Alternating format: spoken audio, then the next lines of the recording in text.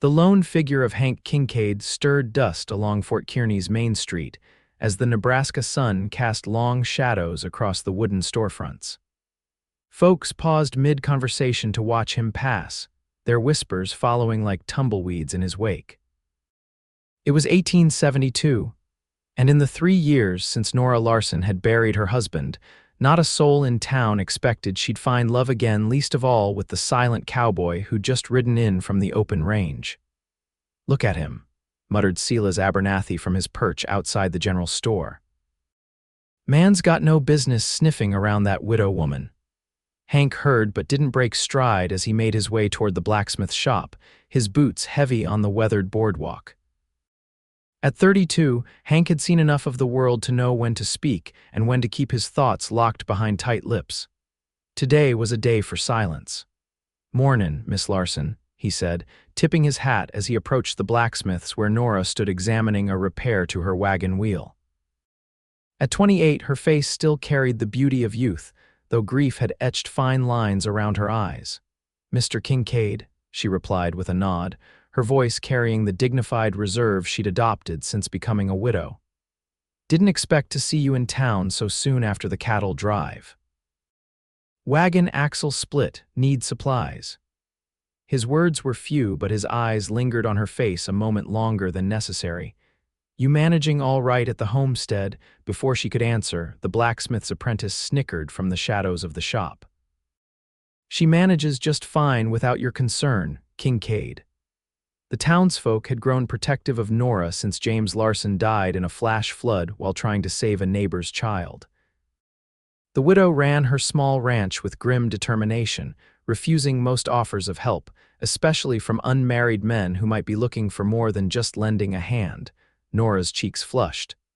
"Pay him no mind, Mr. Kincaid. Yes, we're managing. Though I'll admit the north fence needs tending before winter." Hank nodded, filing the information away. "Got some time next week, could ride out." "That's kind, but she don't need your charity," came a voice from behind. Hank turned to find Walter Prescott, the banker's son, approaching with his usual swagger. "Town's already talking about how often you ride by the Larson place, Kincaid." Nora stepped forward, her spine straightening. "My affairs aren't the business of the town gossips, Walter, nor yours." Hank remained still, only the slight tightening of his jaw betraying any reaction. "James Larson was a good man," Walter continued. "His memory deserves respect, and I give it daily," Nora replied sharply. "Now, if you'll excuse me, I have a ranch to run." She nodded at Hank, gathered her repaired wheel, and walked to her wagon with her head held high. Hank watched her go, then turned back to Walter. "Man's memory ain't dishonored by kindness to his widow." Walter's lip curled. "Just keep your distance, cowboy. She's not for the likes of you." Hank said nothing more, simply turned and continued toward the general store. The truth was, Nora Larson had caught his eye the moment he'd first ridden into Fort Kearny 8 months ago, taking work at the R Ranch just north of town. But he'd kept a respectful distance, offering help only when he saw a genuine need. What the town didn't know was that twice a month, Hank left supplies on her porch before dawn: coffee, flour, sugar, things a widow might struggle to afford. He never left a note, never sought thanks. It wasn't charity in his mind. It was something deeper that he himself couldn't name. Later that afternoon, Hank loaded his supplies into his saddlebags when Sheriff Tom Bradley approached, thumbs hooked in his belt. "Here you had words with Walter Prescott," the sheriff said, eyeing Hank carefully. "No words needed," Hank replied, securing his gear. The sheriff sighed. "Look, Kincaid, you're a good worker, keep to yourself, pay your tab at the saloon, but folks here are protective of Nora." As they should be. 3 years is a decent mourning period, but this town has long memories. James Larson saved Judge Peterson's boy before the current swept him away, made him something of a saint around these parts. Hank finally looked up. "I ain't trying to replace anyone, Sheriff." "Maybe not, but that's how it looks when a drifter cowboy starts hanging around a propertied widow." The sheriff lowered his voice. "Some folks are saying she's been seen smiling again when you're around, first time since James passed." Hank absorbed this information silently, a small flame kindling somewhere in his chest. "Just watch yourself." the sheriff concluded. This town can be mighty cold to those who step where they aren't wanted. That evening, instead of heading back to the Triple R, Hank found himself riding toward the Larson homestead. The small, sturdy cabin sat nestled against a rise of land that sheltered it from the worst of the prairie winds. A thin curl of smoke rose from the chimney as dusk settled over the land. He approached slowly, making enough noise that she'd hear him coming. As expected, Nora appeared on the porch, a rifle resting casually in her arms. "Mr. Kincaid," she called out. "Bit late for social calls." Hank dismounted, keeping a respectful distance. "Not a social call. Brought some fence posts. Noticed your north line was weak last time I rode by." Nora's expression softened slightly. "You rode all this way just for that." "Was heading this direction anyway," he lied. She studied him for a long moment, then set her rifle against the porch rail. "I've got coffee on. Least I can do is offer you a cup before you head back." Inside the cabin, the warmth of the stove and the rich aroma of coffee created an atmosphere of unexpected intimacy. Hank removed his hat, revealing dark hair that curled slightly at his neck. The cabin was simple but well kept, with small touches that spoke of a woman determined to maintain dignity in hardship. A vase of late wildflowers, curtains made from flour sacks but carefully embroidered along the edges. "Your generosity hasn't gone unnoticed," Nora said as she poured the coffee. "The supplies you leave."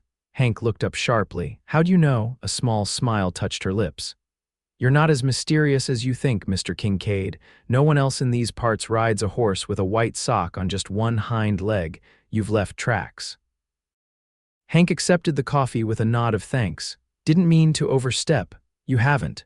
She sat across from him at the small table. "But I won't deny it's caused talk. Town's already talking." "Yes," she looked down at her cup. "They mean well, I suppose. Everyone loved James. Sounds like he was a good man. The best." Her voice was steady, but her fingers tightened around her cup. "He'd have done anything for anyone, did in the end." They sat in silence for a moment, the only sound the crackling of the fire and the occasional call of a night bird outside. "What about you, Mr. Kincaid? Where were you before Fort Kearny?" she asked finally. "All over. Texas mostly, sometime in Colorado. Family." "None living." Nora nodded, understanding in her eyes. Loss was something they shared, though differently. "And what brought you here?" Hank considered the question. The truth was, nothing specific had brought him to Fort Kearny. He'd been drifting for years after the war, taking work where he could find it. Just riding through, found work at the Triple R, decent boss, fair pay. "And yet you find time to help a widow with her fences and leave supplies on her porch." Hank shifted uncomfortably. "Just seemed right." Nora studied him, her brown eyes searching his face as if looking for something hidden there. "Most men who come around have intentions, Mr. Kincaid." "What are yours?" The directness of her question caught him off guard. Hank had never been a man of many words, and now, when they mattered most, they seemed to desert him entirely. "Respect," he said finally. "For you, for what you've built here on your own." Nora's expression softened. "Thank you for that. It's more than most offer." Outside, the wind picked up, whistling around the corners of the cabin. Nora rose to add another log to the fire, and Hank noticed the way the firelight caught in her hair, bringing out strands of gold in the brown. "I should get back," he said, finishing his coffee and standing. "Triple R will be missing me." Nora walked him to the door. "The fence posts, you can leave them by the barn. I'll have my hand help me with them tomorrow." Hank paused at the threshold. "Your hand, Noah Jenkins. Comes 3 times a week to help with the heavy work. He's only 14, but strong for his age." Relief washed through him that she wasn't completely alone out here. "Still, that north fence, I could come Sunday after church." Nora hesitated, then nodded. "Sunday then, after church." As Hank rode back toward town under a sky ablaze with stars, he couldn't help but feel something had shifted between them. It wasn't love, not yet, but perhaps it was the beginning of something that might, in time, grow into more than respect and kindness. What he didn't see was Walter Prescott's horse tied up behind a stand of trees not far from Nora's property, or the way Walter's eyes narrowed as he watched Hank ride away. Sunday came clear and crisp, the kind of autumn day that hinted at winter's approach without surrendering to it completely. Hank attended church for the first time since arriving in Fort Kearny, sitting quietly in the back pew. He noticed how the congregation subtly shifted to make space around Nora, as if her grief might somehow be contagious. She sat straight-backed, her simple blue dress modest but becoming, a small hat perched atop her carefully arranged hair. After the service, as people gathered outside to socialize, Hank approached her with his hat in his hands. "Miss Larson," he said with a nod. She turned, a brief smile touching her lips. "Mr. Kincaid, I didn't expect to see you in church. Been a while," he admitted. Thought it was time. Around them, conversations quieted as people noticed their interaction. Mrs. Hollister, the butcher's wife, leaned to whisper to her companion, not bothering to lower her voice enough. "Shameful. James not cold in his grave." Nora's cheeks flushed, but before she could respond, the minister, Reverend Clark, approached with a warm smile. "Miss Larson, good to see you as always, and Mr. Kincaid, welcome. Don't believe I've had the pleasure." Hank shook the offered hand. "Just passing through, Reverend. Good sermon." "Thank you. Will you be joining us for the social on Friday? The whole town turns out for our autumn gathering." Before Hank could decline, Nora spoke. "Mr. Kincaid has kindly offered to help repair my north fence today. Ranch work doesn't observe the Sabbath, I'm afraid." The Reverend's smile remained fixed, but his eyes sharpened. "Indeed. Well, God's work takes many forms, I suppose." "Including good neighbors." As they walked toward Nora's wagon, Hank could feel the weight of the town's stares. "Don't have to do this," he murmured. "Could come another day." "Nonsense," she replied, climbing onto the wagon seat. "The fence won't fix itself, and I've already made a stew." The ride to Nora's homestead was mostly silent, but comfortably so. Hank rode alongside the wagon, occasionally pointing out wildlife or commenting on the changing colors of the trees. By the time they reached the ranch, the tension from town had largely dissipated. Working on the fence proved more enjoyable than either had anticipated. Nora was no stranger to hard work, and they fell into an easy rhythm, Hank digging post holes and setting the posts, Nora holding them steady and handing him tools as needed. Young Noah Jenkins arrived mid-afternoon and joined their efforts, his boyish enthusiasm bringing smiles to both their faces. "Mr. Kincaid was in the war, Miss Nora," Noah said excitedly as they worked. "Says he rode with the cavalry." Nora glanced at Hank, surprise evident in her expression. "You didn't mention that." Hank shrugged, tamping down earth around a post. "Not much to tell. He's being modest," Noah continued. "Mr. Peterson at the feed store says Mr. Kincaid's got medals he never wears." "That's so?" Nora asked, looking at Hank with renewed interest. Hank straightened, wiping sweat from his brow. "War's over. Those things don't matter much out here." The conversation shifted as Noah eagerly shared news of a new foal born at his family's farm, but Nora's eyes lingered on Hank, seeing him with fresh perspective. This quiet cowboy had layers she hadn't expected. By sunset, the fence was repaired, and Noah had been sent home with a jar of preserves for his mother.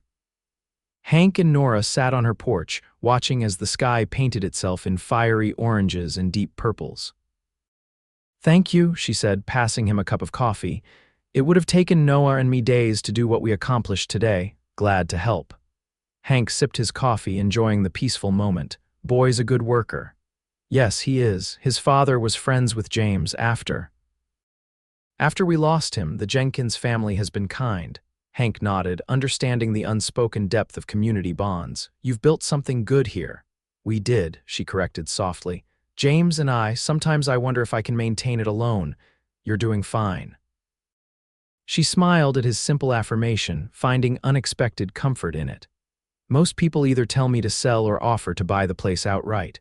Walter Prescott has made 3 offers this year alone." Hank's jaw tightened at the mention of Walter. "Man seems eager. His father owns the bank. They've been buying up properties all around Fort Kearny. Progress, they call it. Some kinds of progress leave people behind." Nora looked at him thoughtfully. "You understand more than you let on, Mr. Kincaid." "Hank," he said, "if you're comfortable." She hesitated only briefly.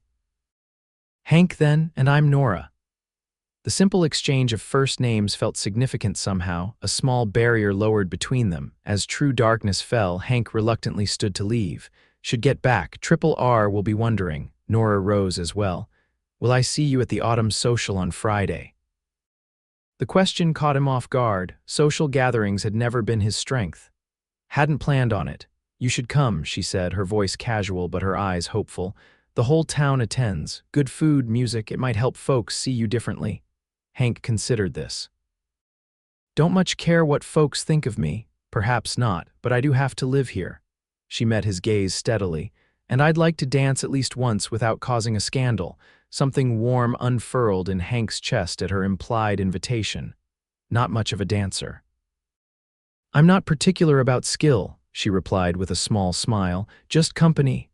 Under the vast Nebraska sky, with stars beginning to appear like distant campfires, Hank found himself nodding. Friday, then. As he rode back toward town, Hank was so lost in thought that he almost missed the figure waiting at the crossroads. Walter Prescott sat atop his expensive bay gelding, blocking the path. Evening, Kincaid, Walter called, his voice carrying a false friendliness. Long way from the Triple R. Hank reined in his horse. Evening. Interesting how often your work takes you out to the Larson place. Walter's smile didn't reach his eyes, almost like you've got designs on the property. Just helping a neighbor, Walter laughed, the sound sharp in the quiet night. We both know it's more than that. Question is, does she know about your past? Hank's expression remained impassive, but his hand instinctively moved closer to his sidearm. Nothing to know. No, Walter leaned forward in his saddle. Nothing about that trouble in Denver, or was it Cheyenne? The air between them grew taut with unspoken threat. Hank had indeed had trouble in Denver, a bar fight gone wrong when a card cheat had pulled a knife on him. Hank had defended himself, but the man had connections. He'd left town rather than face a rigged trial. Ancient history, Hank said evenly. History has a way of becoming present again when it's convenient. Walter straightened in his saddle. Nora Larson is a respectable widow. This town protects its own. She doesn't need protection from me. That's not for you to decide. Walter urged his horse forward, passing close enough that their legs almost touched. Friday's social would be a good time to make your goodbyes, Cowboy. Triple Articus got that cattle run to Omaha coming up. Might be wise to go with them. Permanently. With that, Walter continued on toward town, leaving Hank alone with the knowledge that his past wasn't as buried as he'd hoped. The next few days passed in a blur of ranch work, with Hank throwing himself into the physical labor to quiet his troubled thoughts. By Friday, the entire Triple R knew he was attending the social. Cowboys weren't known for their discretion, and the prospect of one of their own courting a widow was prime fodder for bunkhouse talk. You clean up nice, remarked ranch foreman Bill Hardy as Hank emerged from the bunkhouse in his best shirt, freshly shaven. Almost didn't recognize you without the trail dust. The other cowboys hooted and made exaggerated bows, but their teasing was good-natured. Hank had earned their respect with hard work and fair dealing. Don't mind them, Bill said as they rode toward town. Been a while since we've had anything interesting happen around here, though I should warn you Walter Prescott's been asking questions about you. Hank's jaw tightened. What kind? Where you came from, if you've ever been in trouble with the law. Bill gave him a sideways look. Anything I should know? Nothing that matters now, Bill nodded, accepting the answer. Well, just watch yourself. Prescotts have owned half this town since before the war. Other half listens when they talk. The social was held in the town hall, a large wooden building that served as courthouse, meeting place, and occasional dance hall. By the time Hank arrived, the place was already filled with the sounds of fiddle music, laughter, and the steady hum of conversation. He hesitated at the entrance, feeling conspicuously out of place despite his clean shirt and polished boots. Then he saw Nora, standing near the refreshment table in a dress of deep green that brightened her eyes and complemented her auburn hair. She wasn't smiling, but there was a quiet dignity in the way she held herself apart from the main crowd. Taking a deep breath, Hank stepped inside. Conversations faltered as people noticed his arrival, but he kept his eyes fixed on Nora. When she saw him, her face transformed with a smile that lit something inside him he thought had long gone cold. Mr. Kincaid, she said as he approached. You came. said I would. He nodded awkwardly at a few townspeople who were watching their interaction with undisguised interest. Nice gathering. It is, though I confess I usually leave early, she lowered her voice. Standing alone at these functions gets tiresome after a while. Hank understood immediately. Widows occupied an uncomfortable space in society, no longer paired, but not free to mingle as unmarried women might. Many found themselves isolated at social gatherings, respected but not quite included. Well, he said, summoning courage he didn't know he possessed, might I have this dance, Miss Larson? Her eyes widened slightly, and for a moment he feared he'd overstepped. Then she nodded, placing her hand in his outstretched one. You might, Mr. Kincaid. The fiddle players had just begun a relatively simple waltz, for which Hank was grateful. As they moved onto the dance floor, he was acutely aware of the stares following them, the whispers that rippled through the crowd. But once his hand settled respectfully at Nora's waist and they began to move to the music, the rest of the room seemed to fade away. You dance well for a man who claimed no skill, Nora remarked, looking up at him with amusement in her eyes. Had a mother who insisted her son know the basics, he replied. Been a long time, though. They moved together with surprising ease, finding a rhythm that felt natural. Hank was careful to maintain a proper distance between them, mindful of watchful eyes, but even so, there was an intimacy in their shared movement that couldn't be denied. People are staring, Nora murmured, though she didn't seem particularly concerned. Let them. She smiled at that, a genuine smile that reached her eyes. You're braver than I thought. Not brave, he corrected. Just don't scare easy. The music wound to a close, and Hank reluctantly released her, stepping back with a small bow that made her laugh a sound so bright and unexpected that several heads turned in surprise. It struck him then that laughter might be rare for her these days, a realization that made the moment feel precious. Their quiet exchange was interrupted by the arrival of Walter Prescott, dressed in an expensive suit that marked him as different from the working men of Fort Kearney. Miss Larson, Walter said, ignoring Hank completely, you look lovely this evening. Might I have the next dance? Nora hesitated, her smile fading. Thank you, Mr. Prescott, but I was just about to get some punch with Mr. Kincaid. Walter's face tightened almost imperceptibly. Perhaps later, then, we have business to discuss regarding your property. This is hardly the place for business, Mr. Prescott, she replied coolly. On the contrary. I've just received word from my father's associates in Omaha, the railroad's coming through, Miss Larson. Right through the eastern edge of your property. This announcement clearly caught her off guard. I've heard nothing of this. Official notices won't go out until next week, but as a friend, I wanted to give you advance warning. Walter's smile was all calculation. Property values will change dramatically. Some parcels will become quite valuable, others less so. Hank watched the exchange silently, seeing the subtle manipulation for what it was. The railroad meant progress, money, and power, and the Prescotts clearly intended to position themselves advantageously. I appreciate the information, Nora said carefully, but my plans for the ranch haven't changed. Walter's smile hardened. Plans have a way of changing when necessity demands it, Miss Larson. My offer to purchase your land still stands. In fact, given this development, I'm prepared to increase it by 15%. The land is not for sale, Mr. Prescott. Now, if you'll excuse us. Taking Hank's arm, Nora guided them away from Walter, whose expression had darkened dangerously. As they reached the refreshment table, Hank noticed her hand trembling slightly. Railroad news true? He asked quietly, handing her a cup of punch, possibly. There have been surveyors through the area. She took a sip, gathering herself. Walter's father has been buying land east of town for the past year, if he knew this was coming. Inside information, Hank nodded. Profitable position. Very. Nora's eyes were troubled as she looked across the room to where Walter now stood conversing with the mayor.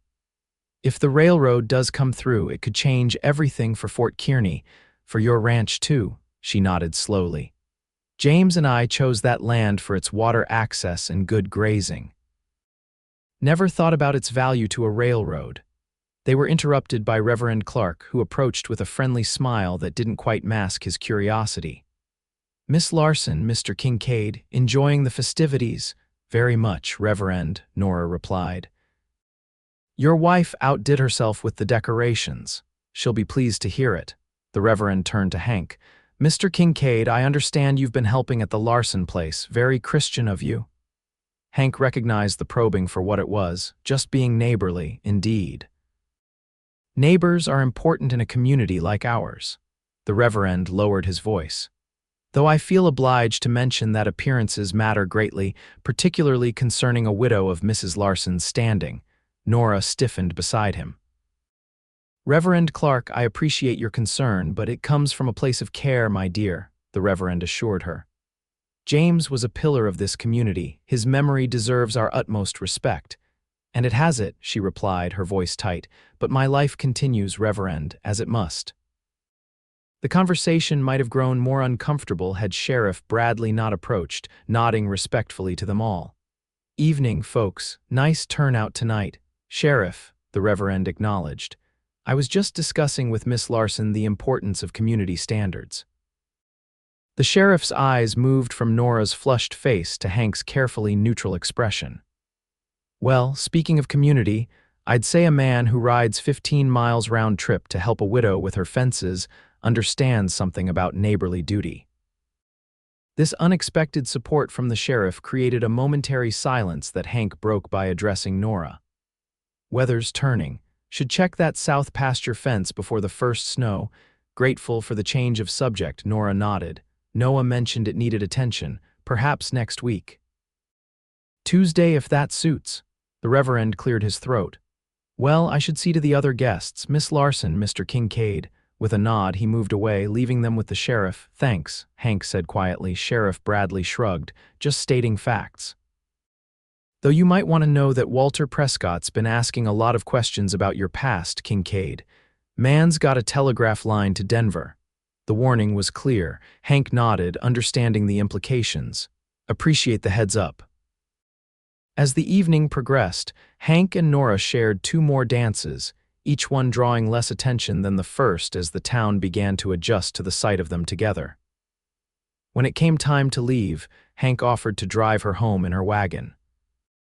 The night was clear and cold, stars scattered across the vast Nebraska sky like diamonds on black velvet. They rode mostly in comfortable silence, the rhythm of the horses' hooves creating a soothing backdrop. "I enjoyed tonight," Nora said finally as they approached her homestead. "More than I expected to." "Same here," she glanced at him, a smile playing at the corners of her mouth. "A man of few words, but honest ones." As they pulled up to her cabin, Hank helped her down from the wagon, his hands respectfully at her waist, releasing her as soon as her feet touched ground. The moment felt charged somehow, possibilities hanging in the air between them. "Walter Prescott won't give up easily," she said, her voice soft in the darkness. "If the railroad is really coming, the pressure will only increase." "What will you do?" She looked toward the dark outline of her home, the land stretching out around it. "Stay, fight if I have to." "This was our dream, mine and James's. I won't surrender it easily." Hank nodded, understanding completely. Not alone in the fight. Their eyes met, and something passed between them, an understanding, a connection that went beyond words. For a brief moment, Hank thought he might kiss her, and from the way her gaze dropped to his lips, perhaps she thought the same. But the moment passed, both of them aware that such a step would have consequences neither was ready to face. "Good night, Hank," she said finally, stepping back. "Thank you for the dances." "Good night, Nora." He tipped his hat, then turned to mount his horse for the ride back to the Triple R. As he rode away, Hank didn't see Walter Prescott's carriage parked beyond the ridge or the cold calculation in Walter's eyes as he watched the exchange. But he did feel a growing certainty that whatever was developing between him and Nora Larson would not go unchallenged by the town, by Prescott, or by the ghosts of the past that both of them carried. The predicted snow came early that year, sweeping across the prairie in the first week of November with a ferocity that caught even long-time residents by surprise. At the Triple R, Hank worked alongside the other cowboys to secure livestock and prepare the ranch for winter, but his thoughts frequently strayed to Nora and her smaller operation. On the third day of the storm, with snow piling into drifts taller than a man, ranch foreman Bill Hardy found Hank in the barn, saddling his horse. "Where do you think you're going?" Bill demanded, stomping snow from his boots. "Larson Place," Hank replied, checking his cinch. "Storm like this, she'll need help." Bill shook his head. "You're sweet on her, I understand that, but riding out in this is suicide, Kincaid. She's got livestock to protect, limited help. And you've got obligations here. Boss won't be happy if you leave now." Hank paused, looking at the man who'd given him work when many wouldn't. "Tell him I'll make it up, double shifts when I get back," Bill sighed, seeing the determination in Hank's eyes. "At least take extra supplies, and for God's sake, follow the creek bed so you don't lose your way." With provisions strapped to his saddle and a heavy buffalo coat protecting him from the worst of the cold, Hank set out into the blinding white. The journey, normally a 2-hour ride, took nearly 5 as he battled drifts and whiteout conditions, navigating more by instinct than sight. When he finally crested the rise above Nora's homestead, what he saw made his blood run cold. Her barn door had blown open and was flapping violently in the wind. There was no smoke coming from the cabin chimney. Pushing his exhausted horse forward, Hank rode into the yard, dismounted, and secured the barn door first, noting with relief that the livestock inside seemed unharmed. Then he trudged through knee-deep snow to the cabin, pounding on the door with a gloved hand. "Nora, it's Hank." No response came. With growing dread, he tried the door and found it unlocked. Inside, the cabin was freezing, the fire in the stove long dead. Nora lay on the floor near the woodpile, unconscious, a small gash on her forehead. Hank's training took over. He checked her breathing, found it steady, then quickly rebuilt the fire in the stove. Once it was blazing, he gently lifted Nora and placed her on the bed, covering her with every blanket he could find before examining her wound. The cut wasn't deep, but a lump was forming beneath it. She'd likely fallen while trying to get firewood, perhaps knocked unconscious by the impact. In this cold, without a fire, that could have been a death sentence. As warmth slowly returned to the cabin, Nora began to stir, her eyelids fluttering open in confusion. "Easy," Hank said, his voice gentler than she'd ever heard it. "You took a fall, Hank." Her voice was weak, disbelieving. Why are you here?" "Storm," he explained simply. "Came to check on you. Good thing, too." Comprehension dawned slowly in her eyes. "The wood." "I was bringing in more logs and slipped. How long was I?" "Can't say for sure. Fire was cold. Could have been hours." The realization of how close she'd come to freezing to death registered on her face. "You rode all the way from R in this storm." Hank shrugged, uncomfortable with her focus on his actions. "Need water? Food?" Nora reached out, her cold fingers finding his hand. "Thank you," she whispered. "You saved my life." For the next 3 days, the storm raged unabated, forcing Hank to remain at the Larson homestead. They established careful boundaries. He slept on a pallet near the stove, maintaining propriety despite their isolation. During daylight hours, he tended the livestock, repaired the damage to the barn, and chopped enough firewood to last well into the winter. Nora recovered quickly from her fall, though Hank insisted she rest more than she thought necessary. In the enforced intimacy of the storm-bound cabin, they talked more than either had with anyone in years. Hank told her about his childhood in Missouri, his service in the war, and his restless years afterward. Nora shared stories of her life with James, their dreams for the ranch, and her determination to honor those dreams after his death. "He would have liked you," she said one evening as they sat by the fire, the wind howling outside. "James valued straightforward men who meant what they said. Sounds like a good man to know." He was. Her voice held affection without the sharp edge of grief that had previously accompanied mentions of her late husband. "We were young when we married. I was just 17. He was 22. Grew up together in a way." Hank nodded, understanding the bond that forms when you build a life with someone from youth. "What about you?" she asked. "You've never married." "Never found the right reason," he replied, then, more honestly, "or maybe the right person." Their eyes met across the small space, and something shifted between them, an acknowledgement of the growing feelings neither had yet named. The storm finally broke on the fourth day, revealing a transformed landscape of pristine white drifts and crystal-clear skies. Standing on the porch, Nora surveyed her property with Hank beside her. "I can't thank you enough," she said. "Not just for coming when you did, but for everything after." "No thanks needed," she turned to him, her expression serious. "The town will talk, 4 days alone together." "Let them. It's not that simple, Hank. Reputation means something different for a woman." He considered this, knowing she was right. "I'll speak to Reverend Clark when I get back, explain the circumstances."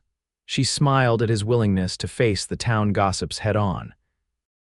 "That's kind, but perhaps unnecessary. Truth has a way of emerging eventually." As Hank prepared to leave, checking his horse and securing his now empty provisions bag, he felt a reluctance he couldn't quite name. These 4 days, despite the dangerous circumstances that prompted them, had been the most peaceful he'd known in years. "I'll be back next week," he said. "Check on you, bring supplies." "I'll manage," she assured him, though her eyes suggested she wouldn't mind the visit. "The Jenkins boy will check on me tomorrow." Hank mounted his horse, looking down at her standing in the snow, her hair catching the winter sunlight. "Nora," he began, then paused, unsure how to express what he wanted to say. She saved him the trouble. "I know, Hank, I feel it too." With those simple words, an understanding passed between them that whatever was growing between them was mutual, precious, and worth protecting from the judgment of others. "Be safe," she added as he turned his horse toward town. "Always am," he replied, though they both knew his ride through the blizzard had been anything but safe. The journey back to Fort Kearney was arduous but far easier than his desperate ride out. The snow had stopped, and though drifts blocked the usual paths, the sky was clear and navigation simple. As he approached town, Hank was surprised to see unusual activity around the sheriff's office horses tied outside, men coming and going with purpose. He dismounted at the livery stable, handing his tired horse over to the stable boy with instructions for extra grain, then made his way toward the commotion. Sheriff Bradley spotted him immediately, eyebrows rising in surprise. "Kincaid, where the hell have you been?" Larson Place. "Storm trapped me there after I checked on her." The sheriff's expression shifted to concern. "Nora all right, she is now. Took a fall before I got there, found her unconscious." This information clearly changed the sheriff's assessment of the situation. "Thank God you went out there then." He glanced around at the men gathered nearby, then lowered his voice. "Though your timing coming back is interesting, we've had some trouble." "What kind of trouble?" Triple Articus main barn burned 2 nights ago. Most of the hands were able to save the livestock, but Bill Hardy got trapped inside trying to free the last horses. The sheriff's face grew grave. "He didn't make it out, Hank." The news hit like a physical blow. Bill had been a good man, a fair boss, and the closest thing to a friend Hank had found in Fort Kearney. How did it start? That's the question, isn't it? Middle of a blizzard, lightning ain't likely. The sheriff's implication was clear: the fire hadn't been an accident. Ranch owners offering a reward for information. Meanwhile, Walter Prescott's been telling anyone who'll listen that it's mighty convenient you disappeared right before the fire. Hank's jaw tightened. "I was with Nora Larson the entire time. She can verify." "I believe you," the sheriff said. "But Prescott's got influence in this town, and he's been working to turn opinion against you for weeks now. Fire just gives him more ammunition." "Why would he do that?" The sheriff gave him a knowing look. "Man's had his eye on the Larson property since James died. And now he's got his eye on Nora herself, your competition on both fronts." This was news to Hank, though perhaps it shouldn't have been. Walter's persistent offers to buy Nora's land had seemed like business, but if personal interest was involved as well, it explained the man's increasing hostility. "I need to report to Triple R," Hank said. "Pay respects to Bill's family." The sheriff nodded. "Tread carefully, Kincaid." Fires got folks on edge, looking for someone to blame. At the Triple R, Hank found a somber mood pervading the bunkhouse. Cowboys who normally joked and played cards sat in subdued silence, cleaning gear or staring into space. When he entered, several looked up with expressions ranging from relief to suspicion. "Heard about Bill," Hank said simply. "Good man, I'm sorry." One of the older hands, a weather-beaten cowboy named Earl, spoke up. "Where have you been, Kincaid? Boss has been asking." "Storm trapped me at the Larson place, went to check on her, found her hurt." Earl's expression softened slightly. "She all right, she is now." Hank set down his gear. "Need to report to the boss. He's in the house. Fair warning, he's in a dark mood. Prescott's been filling his ear about you." Hank wasn't surprised. He made his way to the main house, where ranch owner Thomas McAllister received him in a wood-paneled study that smelled of tobacco and leather. McAllister was a fair man in his 50s who had built the Triple R from nothing into one of the most successful operations in the region. "Kincaid," McAllister acknowledged, gesturing to a chair. "Heard you were checking on Widow Larson during the storm." "Yes, sir. Found her unconscious." "Storm kept me there 4 days." McAllister studied him thoughtfully. "Convenient timing." "Nothing convenient about it, sir. Bill Hardy knew where I was going, tried to talk me out of it." "Did he now?" McAllister leaned back in his chair. "Walter Prescott seems to think you might have had reason to want the ranch in difficulty." Hank met his employer's gaze directly. "I respected Bill Hardy, had no quarrel with him or this ranch, was with Nora Larson the entire time, as she'll confirm." McAllister was silent for a long moment, weighing Hank's words. "I've always found you to be an honest man, Kincaid, hard worker, keep to yourself." "Appreciate that, sir." "That said, this situation has created complications, towns talking, some of the hands are uneasy. And with the railroad survey crews coming through next month, I can't afford disruption." Hank understood what was coming before McAllister said it. "I'm letting you go, Kincaid, with 2 months' wages as severance." "Not saying I believe Prescott's accusations, but appearances matter in a small town." Though he'd expected it, the dismissal still stung. Hank had worked hard for the Triple R, had found something close to belonging among its hands. "I understand, sir." "For what it's worth, I think you're getting a raw deal." McAllister opened a drawer and counted out Hank's wages plus the promised severance. "Prescott's got half the town convinced you're trouble, though he's careful not to make specific accusations that might lead to slander charges." Hank accepted the money with a nod. "Thank you for the fair treatment, sir." As he stood to leave, McAllister added, "Word of advice, Kincaid, Fort Kearny might not be the best place for you just now, at least until things settle." The suggestion to leave town wasn't subtle, but Hank had no intention of taking it. "I'll consider that, sir." Outside, the winter sun was beginning its early descent, casting long shadows across the snow-covered yard. Hank collected his few possessions from the bunkhouse, said brief farewells to the hands who'd been friendliest, and rode back toward town with uncertain prospects ahead. He found lodging at the modest boarding house run by Mrs. Fulton, a widow herself who seemed less influenced by town gossip than most. After securing his horse at the livery, he made his way to the sheriff's office, determined to clear his name regarding the fire. Sheriff Bradley was alone when Hank entered, reviewing wanted posters by lamplight. "Figured you'd be back," he said without looking up. "McAllister let you go. News travels fast. Small town." The sheriff finally glanced up. "What's your plan now, Kincaid?" Hank took a seat across from the lawman's desk. "Stay in town, find work, clear my name." Tall order. "Especially the last part." The sheriff leaned back in his chair. "Might help if we knew how that fire really started. You investigated, as much as possible in a blizzard. No clear signs of deliberate setting, but the timing's suspicious." Hottest part of the fire was in the tack room where they store lantern oil.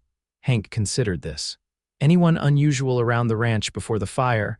That's just it in that storm. Nobody was going anywhere they didn't absolutely need to go. The sheriff fixed Hank with a pointed look. "Except you, riding out to check on Nora Larson. And whoever set that fire, if it was deliberate." The sheriff nodded slowly. "Walter Prescott's been pushing hard for me to bring you in for questioning, claims he's heard rumors about your past that make you suspect." "Denver," Hank said flatly. "Self-defense." Man pulled a knife during a card game. That the whole story, he died. I left town rather than face his brother, who was the local magistrate. The sheriff absorbed this without visible judgment. Any witnesses who could verify that version? Bartender. 2 other players. Doubt they'd remember after all this time. Might be worth finding out. The sheriff stood, moving to the window that overlooked the main street. Prescott's doing his best to turn the town against you, Kincaid, not just about the fire. He's been hinting that your interest in Nora Larson is really about her land and the railroad coming through. The accusation was so absurd that Hank almost laughed.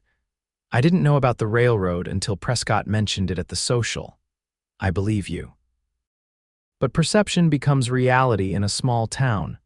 Hank understood the sheriff's warning. He needed to tread carefully, not just for his own sake, but for Nora's. Appreciate the insight, Sheriff. As Hank turned to leave, the lawman added, for what it's worth, I think Walter Prescott's concern for Nora Larson has little to do with her welfare and everything to do with her property. Man's been buying up land all along the proposed railroad route for months. This confirmed Hank's suspicions. Walter's interest in Nora was tactical, not personal, a realization that only strengthened Hank's resolve to protect her from the banker's manipulations. Over the next 2 weeks, Hank found odd jobs around Fort Kearny, helping at the livery stable, unloading freight at the general store, repairing fences for townspeople willing to hire him despite the whispers. The work paid enough to maintain his room at the boarding house, though his savings were dwindling faster than he'd like.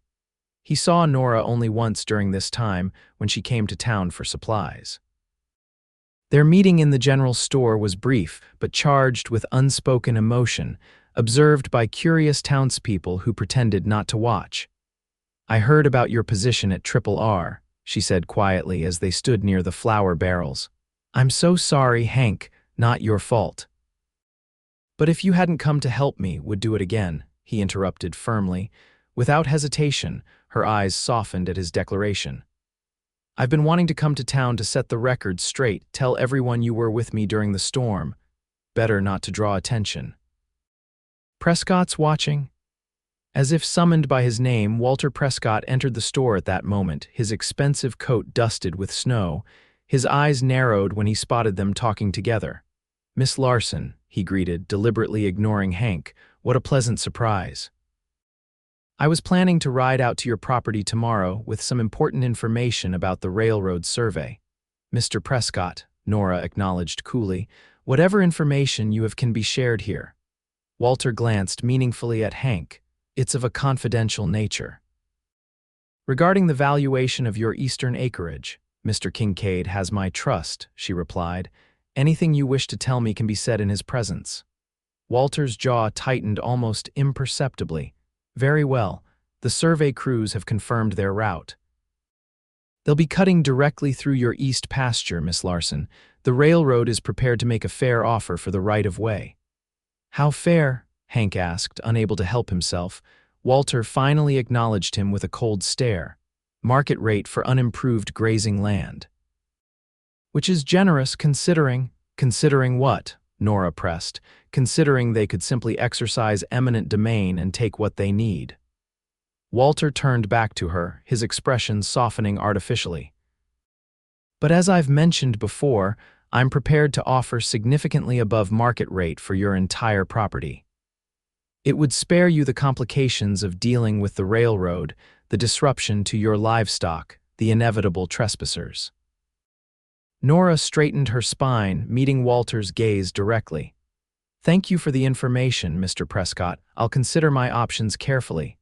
Don't consider too long, Walter advised. The survey crews arrive next week.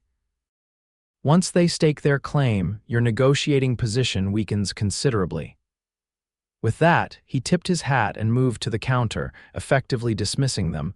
Outside the store, Nora's composure wavered slightly. He's right about one thing: I don't have the resources to fight the railroad if they decide to take what they want. Railroad has to follow the law, Hank reminded her. Can't just seize property without compensation. But they can make life difficult, and with James gone. She trailed off, the weight of managing alone evident in her voice. Hank wanted nothing more than to take her hand, to offer the comfort of physical contact, but in the middle of Fort Kearny's main street, such a gesture would only fuel gossip. "Sunday," he said instead. "I'll ride out. Help assess the situation." Her grateful smile was answer enough. Sunday dawned clear and cold, the prairie landscape transformed into a sparkling white expanse under the winter sun. Hank rode out to the Larson homestead early, taking care to be visible as he passed through town. Let the gossips see him leaving in daylight, heading openly to Nora's ranch. He found her in the barn, checking on a newborn calf that had arrived during the night. The sight of her kneeling in the straw, gently encouraging the wobbly creature to stand, created a warmth in his chest that had nothing to do with the shelter of the barn. "Healthy?" he asked, announcing his presence. Nora looked up, her face breaking into a smile that transformed her completely. "Very strong little bull calf, born around midnight." Hank knelt beside her, examining the calf with experienced eyes. "Good breeding. James chose his stock well." "He did."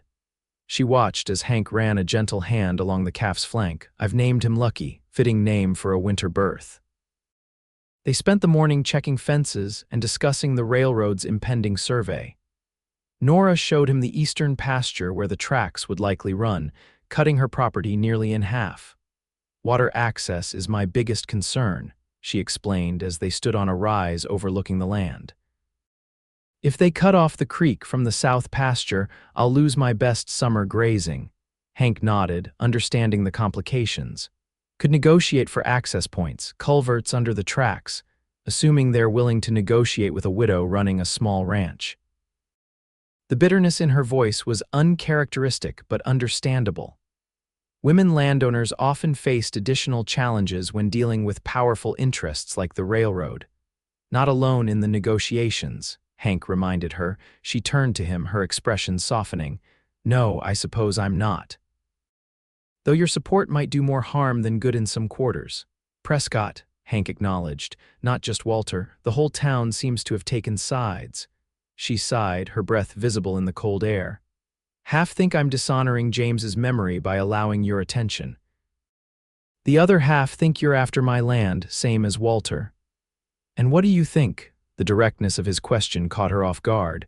For a moment, she simply looked at him, her eyes searching his face. "I think," she said finally, "that you're the first person since James died who sees me as more than just a widow to be pitied or a property to be acquired." The honesty of her answer stripped away any pretense between them. Hank took a step closer, drawn by something stronger than caution. "Nora," he began, his voice lower than usual. "I'm not good with words, never have been, but what I feel for you, you don't need to say it," she interrupted gently. "I know, I feel it too." In the vast openness of the prairie, with no prying eyes to judge them, Hank finally did what he'd been wanting to do for weeks. He closed the distance between them and kissed her, a gentle kiss that quickly deepened as Nora responded with equal fervor. When they finally broke apart, both slightly breathless in the cold air, Hank kept his arms around her, unwilling to let go. "Town will talk," he murmured. "Let them." She smiled up at him, echoing his own words from the autumn social. "I'm tired of living for other people's approval." They spent the remainder of the day discussing practical matters: the ranch, the railroad, Walter Prescott's persistent attempts to acquire her land. By silent mutual agreement, they kept a respectable distance whenever Noah Jenkins was present, not wanting to place the boy in an awkward position with town gossips. As dusk approached and Hank prepared to leave, Nora walked him to his horse, their shoulders occasionally brushing in a way that felt both casual and intimate. "The survey crews arrive Tuesday," she said. "I'd like you here if you can manage it. I'll be here." He mounted his horse, looking down at her in the fading light. "Whatever happens with the railroad, we'll face it together." Her smile at his words contained a joy he hadn't seen before, a lightness that transformed her entire being. It struck him then that perhaps this was what the town needed to see. Not just Hank finding happiness, but Nora laughing again after years of grief. The thought stayed with him as he rode back toward Fort Kearny, a plan forming in his mind. Tuesday brought the railroad survey crew, as promised, 6 men with equipment, and a company representative in a suit finer than most seen in Fort Kearny. Hank arrived at the Larson homestead before them, having cleared his day of other commitments. Nora greeted him with clear relief. "They sent word they'd be here by 10. I've prepared coffee and some bread." "Good thinking. Hospitality never hurts negotiations." When the surveyors arrived, Hank stood slightly behind Nora as she welcomed them to her property, establishing her authority while making it clear she wasn't alone. The company representative, a thin man named Henderson, seemed mildly surprised to find her so prepared. "Mrs. Larson," he began, accepting a cup of coffee. "As you're aware, the Union Pacific Railroad has filed intent to extend the line through this region. Our preliminary surveys indicate your property lies directly in the optimal path." "Miss Larson," she corrected politely. "And yes, I'm aware of the general plan. I'd like to understand exactly what portion of my land you're intending to claim and what compensation is being offered." Henderson blinked, clearly having expected a more malleable negotiating partner. "We'll need a 60-foot right-of-way through the eastern section. Standard compensation is market rate for unimproved land." "My east pasture isn't unimproved land," Nora countered. "It's developed grazing with established water access and fencing." Henderson glanced at Hank as if trying to determine his role. "And you are?" "Hank Kincaid, ranch consultant." The lie came easily, establishing his presence as professional rather than personal. Henderson seemed to accept this, turning his attention back to Nora. "Even accounting for improvements, Miss Larson, the compensation would be modest. However, there are other considerations. A rail line brings opportunities, easier shipping for cattle, increased property values. It also cuts my ranch in half, disrupts my cattle's access to water, and brings noise that can spook livestock," she replied evenly. "I'm not opposed to progress, Mr. Henderson, but I need guarantees. Water access points, proper cattle crossings, and compensation that reflects the actual impact on my operation." For the next hour, they walked the property with the survey crew, discussing technical details and negotiating terms. Hank was impressed by Nora's knowledge and composure, though he could see the strain beneath her confident exterior. When the surveyors began their work, placing stakes along the proposed route, Henderson pulled Nora aside for a final conversation, with Hank deliberately staying within earshot. "I should mention, Miss Larson, that we've received an alternative proposal from Mr. Prescott of Fort Kearny National Bank. He's offered to sell us a route through property he's acquiring, which would include your eastern section." Nora's expression remained neutral. "Mr. Prescott doesn't own my land, and I have no intention of selling to him." Henderson shrugged. "Of course, I merely mention it because these situations can become complicated. Eminent domain proceedings, legal challenges, delays that benefit no one." The veiled threat was clear. Before Nora could respond, Hank stepped forward. "Sounds like attempted coercion, Mr. Henderson, might interest the territorial newspapers." The railroad man stiffened. "I was merely outlining the realities of the situation." "Reality is, Miss Larson owns this land free and clear," Hank continued. "She's willing to negotiate fair terms for the right-of-way. Anything less than good faith negotiation would reflect poorly on Union Pacific." Henderson seemed to reassess the situation, perhaps recognizing that the widow wasn't as vulnerable as he'd assumed. "We are, of course, committed to fair dealings with all landowners. I'll bring your requests to my superiors, Miss Larson." After the survey crew departed, Nora sat heavily on the porch steps, the strain of the morning finally showing on her face. That was exhausting. Hank settled beside her, close enough that their shoulders touched. "You handled them well." Henderson didn't expect resistance. "Walter's been busy," she said, worry creasing her brow. "If he's already negotiating with the railroad about my land." "Bluff and bluster," Hank assured her. "Can't sell what he doesn't own." They sat in companionable silence for a moment, watching the survey crew in the distance as they worked their way across the east pasture. "I should get dinner started," Nora said eventually. "Will you stay?" "Of course." Inside the cabin, as Nora prepared a simple meal of stew and biscuits, Hank found himself watching her move about the kitchen with a sense of rightness he couldn't articulate. This woman, with her quiet strength and unwavering determination, had awakened feelings in him he'd thought long buried. "What?" she asked, catching him staring, "just thinking about," he moved to her, taking the spoon from her hand and setting it aside. "About how much I want to kiss you right now." Her smile was answer enough as she leaned into him, her lips meeting his with a warmth that chased away the winter chill. The kiss deepened, hands beginning to explore with growing urgency until the smell of biscuits on the verge of burning brought them reluctantly back to the present. As they ate dinner, they discussed practical matters, what Nora should expect from the railroad, how to counter Walter's manipulations, whether Hank's presence might help or hurt her position. But beneath the practicalities ran an undercurrent of something else, a future together that neither had yet fully voiced, but both could see taking shape. "I should head back to town," Hank said reluctantly as evening settled in. "People talk enough already."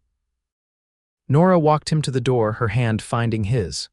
"When will I see you again?" "Soon." "Have a plan brewing." She raised an eyebrow. "Care to share it?" "Not quite ready, but it involves changing some minds in Fort Kearny."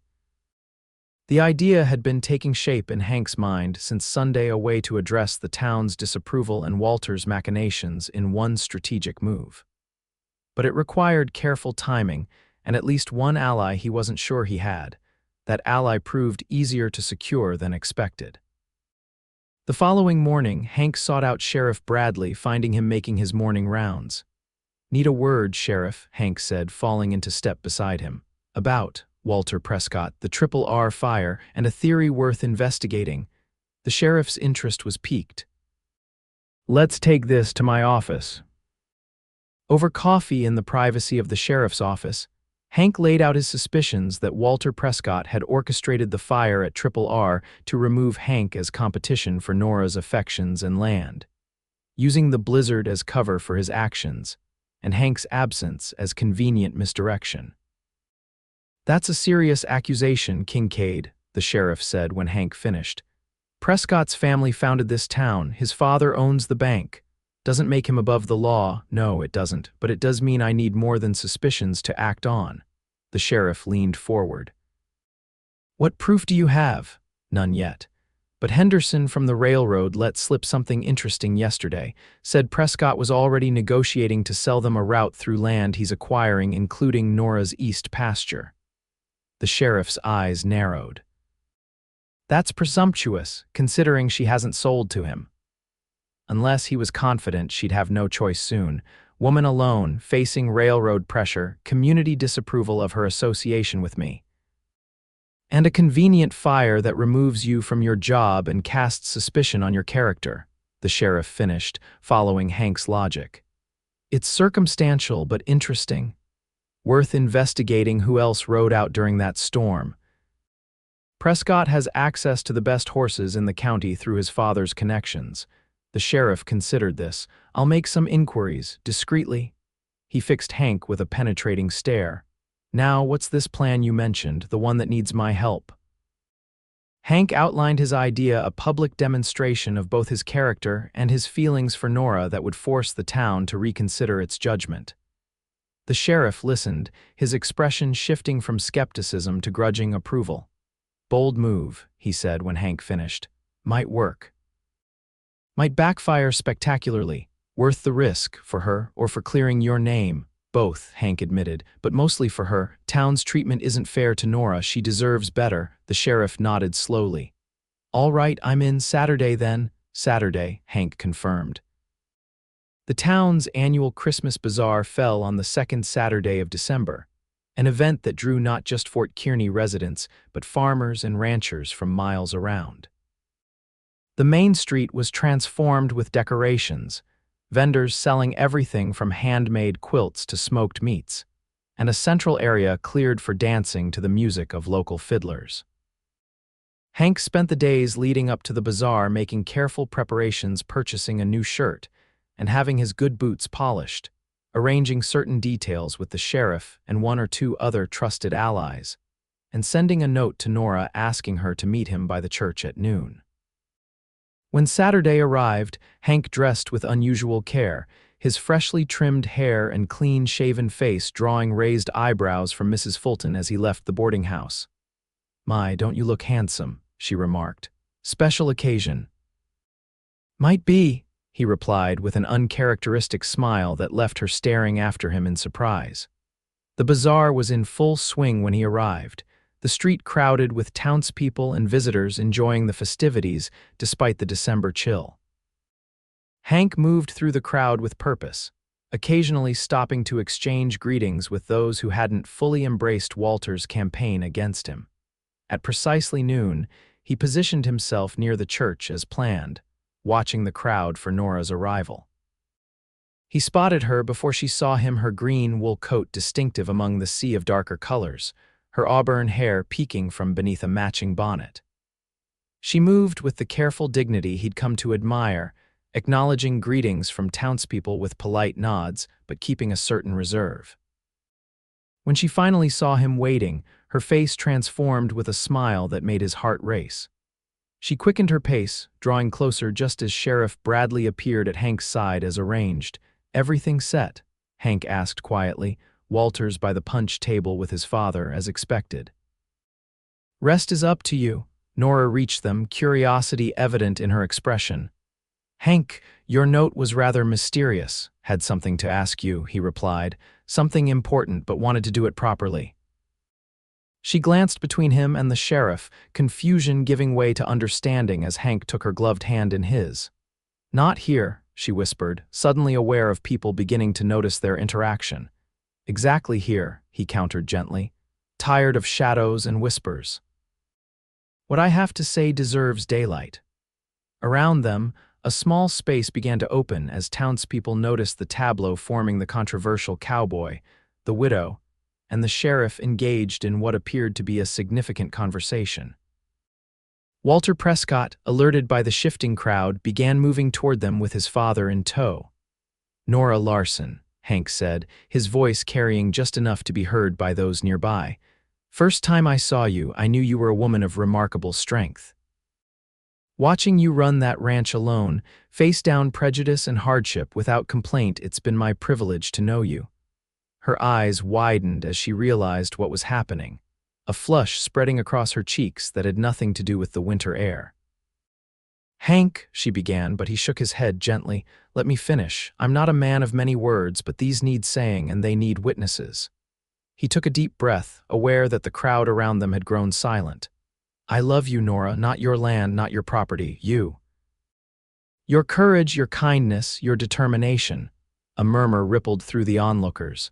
From the corner of his eye, Hank could see Walter Prescott pushing forward, his face darkening with anger. "I know some folks think it's too soon after James," Hank continued. "That you're dishonoring his memory by finding happiness again, that I'm somehow taking advantage." He paused, allowing his gaze to sweep across the gathered townspeople, many of whom had the grace to look uncomfortable under his direct stare. "But I believe a man who loved his wife as much as James loved you would want you to find joy again. Would want you to have a partner to share the burden and the blessing of that land you both cherished."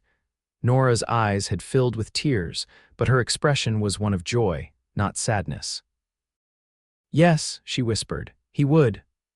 Walter Prescott finally broke through the crowd, his father close behind. "This is inappropriate," he declared loudly. "Miss Larson is in a vulnerable position, and this man, this drifter with a questionable past, is clearly attempting to what, Walter?" Sheriff Bradley interrupted, his voice carrying the full weight of his authority. "To declare his feelings honestly in the light of day, to ask for the lady's hand with the whole town as witness." This confirmation of Hank's intentions caused another ripple of reaction through the crowd. Marriage was a different matter entirely from mere courtship, a commitment that even the most traditional members of the community would have to acknowledge. "He's a suspected arsonist," Walter sputtered. "A man who abandoned his post during a blizzard, who has been heard making inquiries about the value of Miss Larson's land since the railroad announcement." "That's enough, Walter," came a new voice. Thomas McAllister, owner of the Triple R, stepped forward from the crowd. I've heard about your accusations against Kincaid, even believed some of them for a time, but facts matter." He turned to address the gathered townspeople. "My foreman's brother arrived from Denver yesterday. Brought sworn affidavits from witnesses to that incident in Kincaid's past, all confirming it was self-defense against an armed assailant.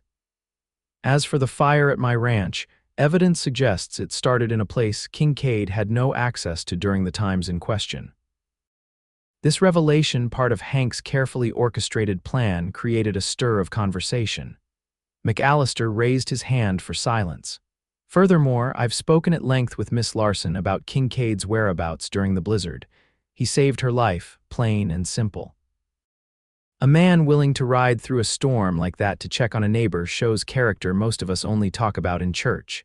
The older Prescott, sensing the shift in public opinion, placed a restraining hand on his son's arm. "Walter, perhaps we should—" "No," Walter shook off his father's touch. "This man is manipulating all of you. The railroad is coming through, and that land will be worth a fortune. He knows it. Actually," Sheriff Bradley interjected, "I've received information this morning that might interest everyone here." He pulled a telegram from his pocket. "Union Pacific has officially designated their right-of-way through this region. The main line will run south of town, crossing the corner of the Triple R and skirting Fort Kearny entirely." This announcement created a sensation. Walter's face drained of color as he realized the implications. The land he'd been acquiring, including his designs on Nora's property, had just plummeted in value. But Henderson said. Walter began, then stopped abruptly, realizing he was revealing too much. "Henderson," the sheriff prompted, "the railroad agent who visited Miss Larson's property." Walter's eyes darted around the crowd, seeking escape. "A misunderstanding. I simply advised him on potential routes beneficial to the town." "Interesting," the sheriff continued. "Because Henderson is currently in my office, providing a sworn statement about certain unauthorized guarantees he received regarding right-of-way through properties not yet legally acquired." It was the final blow to Walter's credibility.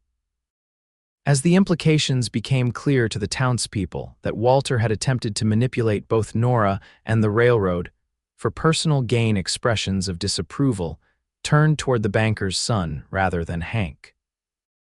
Through all this, Hank had maintained his hold on Nora's hand, his eyes frequently returning to her face to gauge her reaction. She stood tall beside him, her expression moving from surprise to understanding to something that looked remarkably like pride. "If I might continue," Hank said, redirecting attention to the moment Walter's interruption had derailed.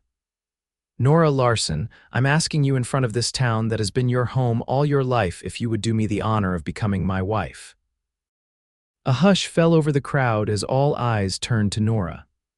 Her face, which had carried the shadow of grief for so long, now shone with a light that transformed her.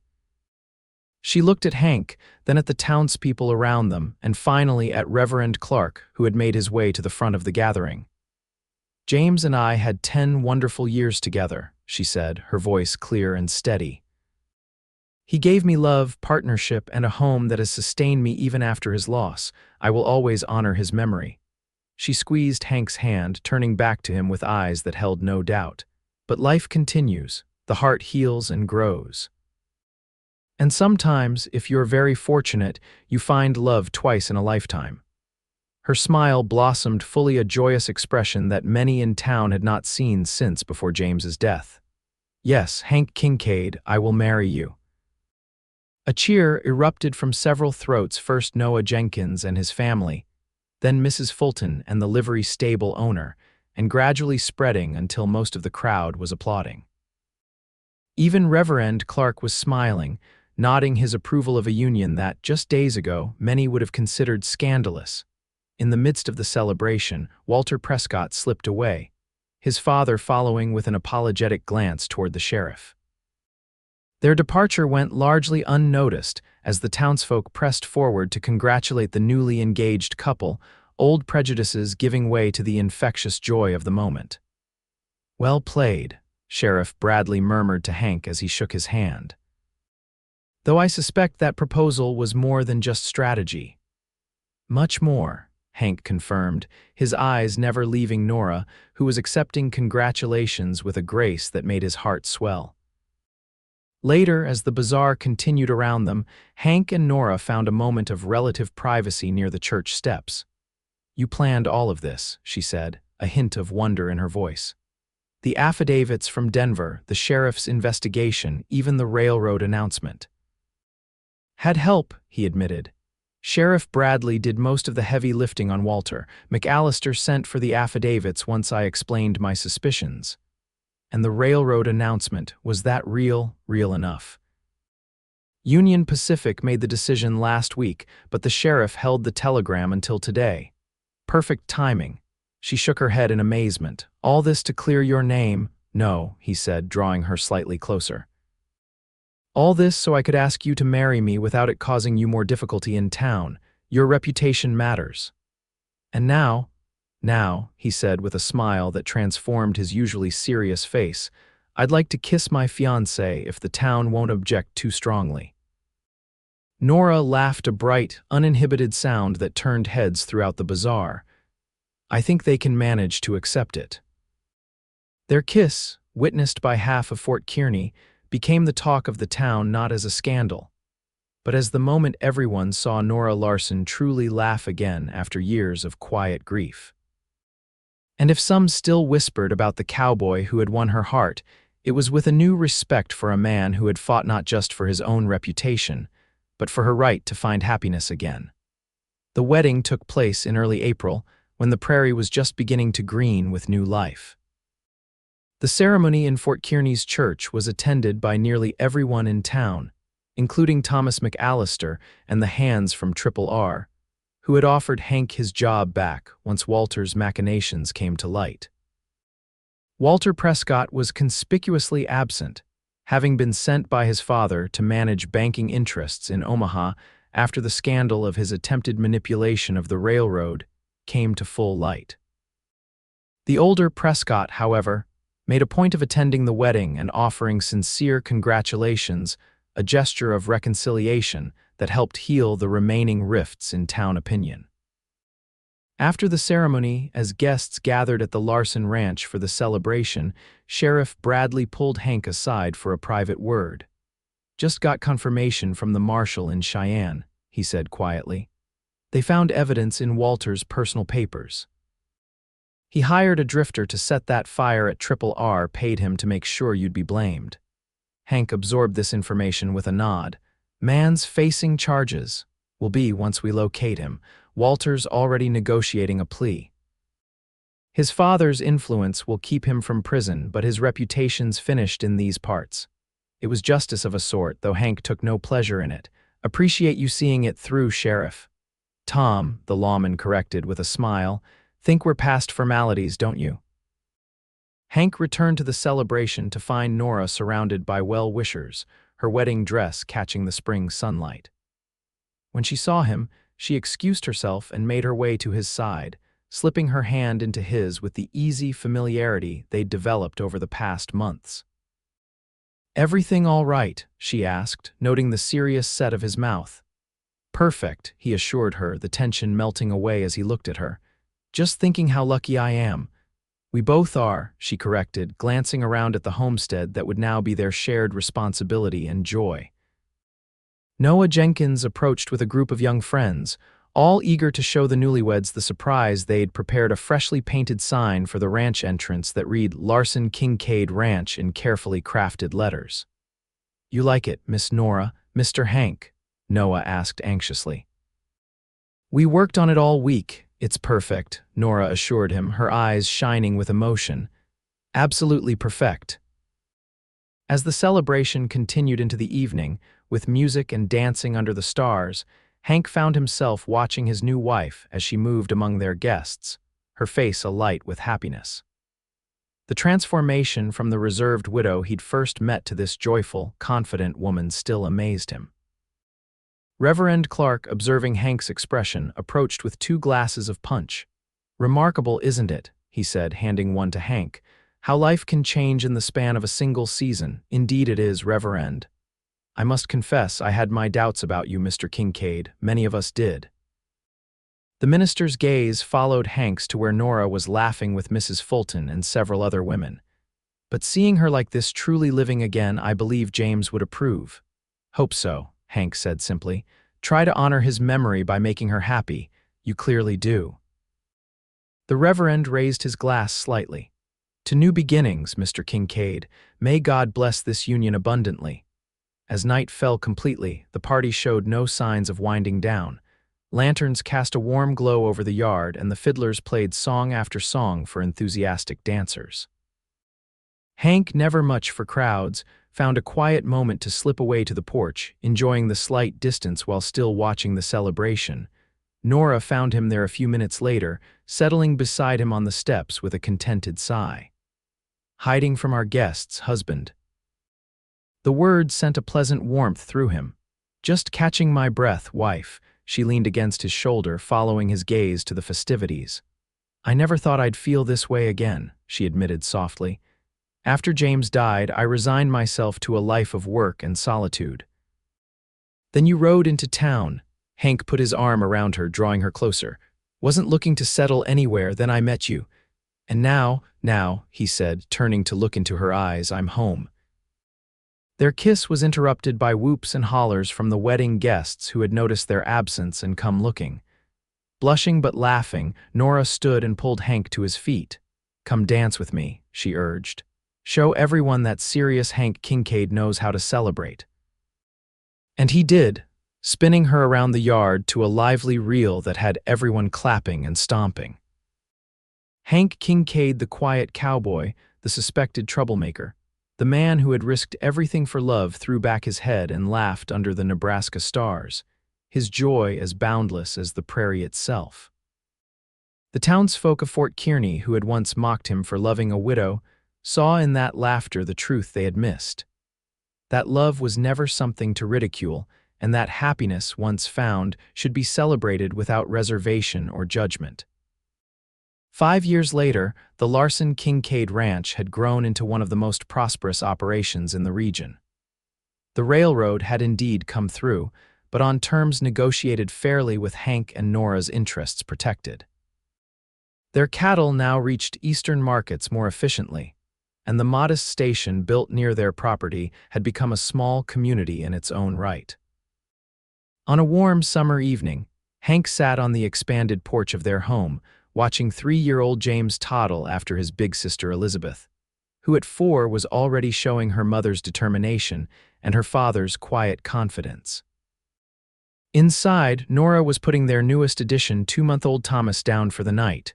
Daddy, watch me, Elizabeth called, executing a somewhat wobbly cartwheel that nonetheless impressed her adoring father. Well done, Lizzie, he called back with a smile that came easily these days. Just like your mother taught you. Nora emerged from the house, settling beside him on the porch swing that had been his gift to her on their first anniversary. Thomas is finally asleep, she said, leaning comfortably against him. That boy has lungs like a cavalry bugler. Gets that from your side, Hank teased, earning a playful swat on his arm.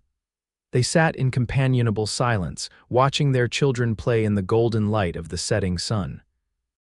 The ranch had prospered beyond their expectations, allowing them to build a larger home and hire enough hands that neither had to work from dawn to dusk any longer. Sheriff Tom stopped by while you were in the south pasture today, Nora mentioned. Said he ran into Walter Prescott in Omaha last week. Hank raised an eyebrow. That's so. How's our friend Walter faring? Apparently he's married now, has a position with a banking firm there. She studied Hank's reaction. Tom says he asked after us. Seemed genuinely interested in how we were doing. Time changes people, Hank acknowledged. Some for the better. It changed us, she agreed, watching Elizabeth now helping little James with his own attempt at a cartwheel. Though I like to think we were always heading toward who we are now. Just needed to find each other first. Hank turned to her, still struck by her beauty after all these years. Never expected this life, he admitted. Ranch, family, respect in town, thought I'd always be moving on. And now I can't imagine being anywhere else. He leaned in to kiss her, a gesture that still held the same thrill as their first kiss on the eastern ridge all those years ago, Their moment was interrupted by Elizabeth's excited voice. "Uncle Tom's here, and Aunt Sarah." Sheriff Tom Bradley, now simply Tom to the family, rode into the yard with his wife Sarah beside him in their wagon. They had married 3 years after Hank and Nora, with Hank standing as Tom's best man in a gesture that had cemented their friendship. "Hope we're not interrupting," Tom called as he helped Sarah down. "Brought that breeding chart you asked about, and Sarah insisted on delivering her preserves personally." "Never an interruption," Nora assured them, rising to embrace Sarah while Hank shook Tom's hand. "Stay for supper." "We have plenty." As the children excitedly greeted their aunt and uncle, and the women moved inside to prepare the meal, Tom and Hank remained on the porch enjoying the evening air. "Fort Kearny's changed," Tom remarked, looking toward the distant smoke of a passing train. "Growing faster than anyone expected, new people arriving every month." "Progress," Hank acknowledged, neither approving nor disapproving. "Can't stop it." "No, but you can shape it. Town council's got an empty seat after old Peterson retired. Several folks mentioned your name." Hank looked at his friend in surprise. "Me, on the town council? Why not? You're a respected rancher, fair-minded, not afraid to speak truth when it matters." Tom grinned. "Besides, the town that once whispered about the cowboy who loved a widow now points to you too as the example of what a marriage should be." Before Hank could respond, the door opened and Nora appeared, little Thomas cradled in one arm. "Supper's almost ready," she announced. "What are you two conspiring about out here?" "Tom thinks I should run for town council," Hank told her, watching her reaction, her face lit with that smile he never tired of seeing. "That's a wonderful idea. You'd be excellent, Hank." Looking at his wife, still beautiful, still strong, but now radiating a happiness that had become her natural state, Hank felt a deep contentment settle in his chest. From reluctant cowboy to husband, father, and respected community member, his journey had been unexpected but perfect in its way. "Might consider it," he allowed, rising to take Thomas from Nora's arms while holding the door for everyone to enter their home. "If I can find the time between ranch work and keeping up with these little wranglers." As they gathered around the table, the house filled with conversation and laughter, Hank caught Nora's eye across the room. The look that passed between them needed no words, a silent acknowledgement of the life they'd built together and the love that had made it possible. Later that night, with the children asleep and their guests gone, Hank and Nora stood on the porch under a canopy of stars, his arm around her waist as they enjoyed a moment of peaceful silence. "I've been thinking," Nora said finally, "about what Tom said regarding the town council. You should do it. The town needs men like you helping guide its growth, men who understand both progress and tradition." Hank considered this. "Would mean less time at the ranch, more responsibilities. We can manage. The older hands are reliable, and Elizabeth already thinks she runs the place." Nora turned in his arms to face him. "You've given so much to this family, Hank. Perhaps it's time to give something to the larger community as well." He studied her face in the starlight, still amazed at how fortune had brought him to this place, to this woman. "If you think I should, I'll consider it." "I do." She reached up to touch his cheek. "The quiet cowboy who rode into town and changed everything. Imagine what else you might accomplish." Hank laughed softly, the sound carrying into the night air the laugh that had once surprised an entire town accustomed to his serious demeanor. "Town council meetings might not be ready for my particular style of communication." "You mean your tendency to say only what needs saying and not a word more?" Nora teased. "They'll adjust, just as Fort Kearny adjusted to us." They stayed on the porch a while longer, talking of plans for the ranch, the children's education, the town's future. When they finally went inside, hand in hand, they left behind the ghosts of judgment and gossip that had once haunted their beginnings. The people of Fort Kearny had indeed mocked the cowboy for loving a widow, their whispers sharp with judgment and small-minded certainty. But that was before they saw Nora Larson laugh again, before they witnessed how love, given a second chance, could transform not just 2 lives but an entire community's understanding of what truly mattered. And in the years that followed, as the Larson Kincaid ranch flourished and their family grew, as Hank's quiet wisdom became valued in town council meetings, and as Nora's strength inspired other women to forge their own paths. The story of their beginning became part of local legend, a reminder that happiness finds its own time, and that true love deserves not ridicule but respect, not judgment but celebration. In the end, it was not just Hank who learned to laugh again, but Nora too, and in their shared joy, they showed a frontier town the power of second chances and the simple, profound truth that the heart's capacity for love is limitless, boundless as the Nebraska sky under which their story unfolded.